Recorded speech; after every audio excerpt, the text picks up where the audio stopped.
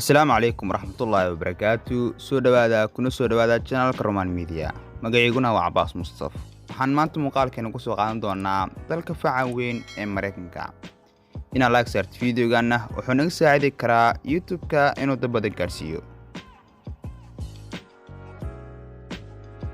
Muddo 100 sano baa laga joogaa markii uu Mareykanka noqday dalka dunida ugu dhaqaalaha badan. Xilliga tirada dadkiisu waxay ahaayeen 106 milyan oo qof. halka maanta ay yihiin 328 qof oo milyan. Dhaqaalaha Mareykanka wali waa kan ugu xoogan dunida. Waxa uu gaaray 22 trilyan, ma jiro dal dhaqaale ahaan u dhow. 4 meelood meel ka mid dhaqaalaha dunida ayuu haystaa. Sidoo kale waa dalka alaabta ugu badan dibadda kala soo dega, ahna kan labaad ee dibadda u dhabsha. Tirada dadyooga dunida Mareykanka 4% ayuu yahay.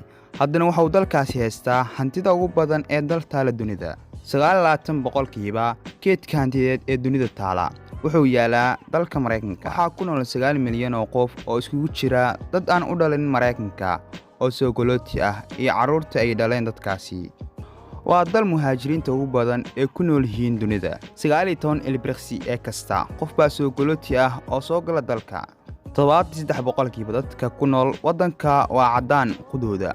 100 sano ka hor oo ka soo haajiray Yurub kuwaasoo sameeyay maamulka hadda ka jira. Mareykanku maanta wuxuu hogaamiyaa ganacsiga, dhaqaalaha, aqoonta, cilmi baarista, maalgashiga, siyaasadda, ciidamada, wax soo saarka iyo dalxiiskaba. Waa dalka saddexaad ee dalxiisayaasha ugu badan ee booqda dunida. Waa kan koowaad ee shidaalka ugu badan soo saara caalamka, ahna kan koowaad ee shidaalka ugu badan iibsha.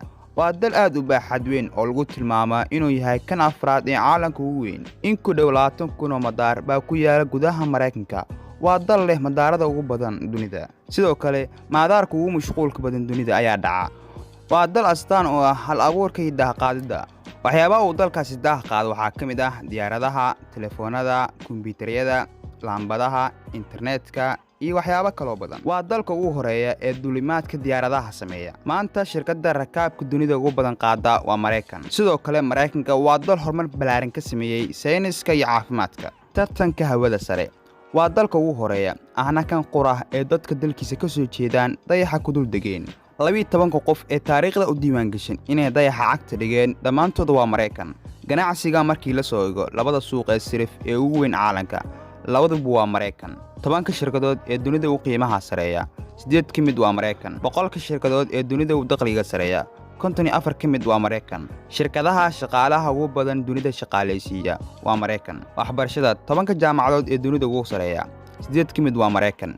25 ugu sareeyana 18 ka mid waa Mareykan. Jaamacadda ugu horeysa dunida waa Mareykan. Waa dal martigeliya ardayda ugu badan ee ajaanib ah, dal aan dalkooda ahayn waxbarasho u doonta. Dhanka ciidanka waa dal loo arkay inuu yahay kan ugu ciidanka xoogan dunida. Waa dalka qura ee haysta 10 markab ee diyaaradaha xambaaro. dalalka kale haddii la isku daro dhammaantooda asiga ayaa ka badan. Diyaaradaha dagaalka 13,000 ayay kor u dhaafayaan. Dalalka kale ee ku soo xiga haddii la isku daro asiga ayaa ka badan. in ka badan 7,000 oo madax oo nuclear ayuu haystaa. Waa dal ku baxsha ciidanka qarashaadka ugu badan. 10 dal ee ku soo xiga isku darkooda asiga ayaa ka badan. Mareykanka wuxuu saldhig ciidan oo dhan 680 saldhig ayna joogaan ku dhawaad 400,000 oo askari ku leeyahay 70 dal oo 6 qaaradood ah. Sidoo kale waa dalka hubka ugu badan dibadda u iibgeeya. Markii laga hadlayo hodannimada kala bar dadka caalamka ku nool milyaneerada waxay ku nool yihiin Mareykanka. In ka badan 700 oo bilyaneer ayuu leeyahay dalkaasi, halka dalka ku dhow oo yahay Shiinaha uu leeyahay 325 qof oo bilyaneer.